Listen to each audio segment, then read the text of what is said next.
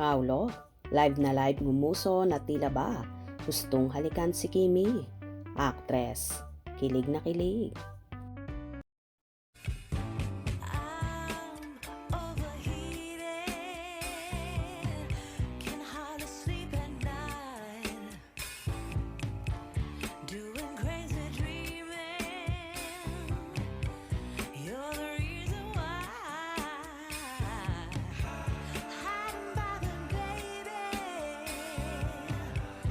Kilig na kilig nga ang Kim Pao fans sa napanood nila sa asap natin to dahil present ang magjowa at mga bida sa pelikulang My Love Will Make You Disappear na sina Kim Chiu at Paolo Avellino. Walang humpay na pagpapakilig ang dala ng dalawa na kahit sa pag-perform nila ay kitang-kita ang lambingan.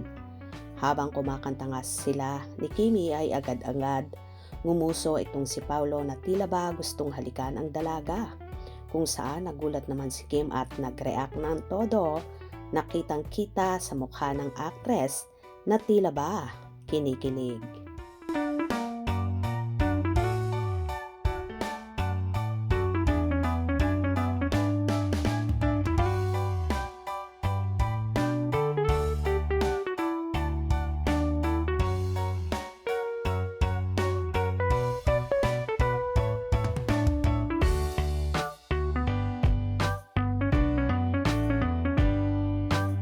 Ang bawat eksena na yon ay nagpatalon sa mga puso ng kanilang supporters.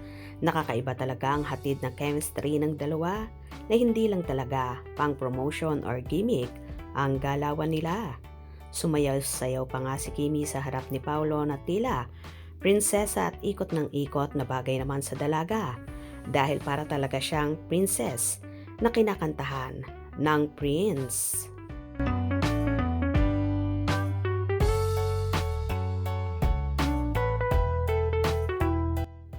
Dahil dito kaya naman nagtitili sa kilig ang mga nasa audience at nanood.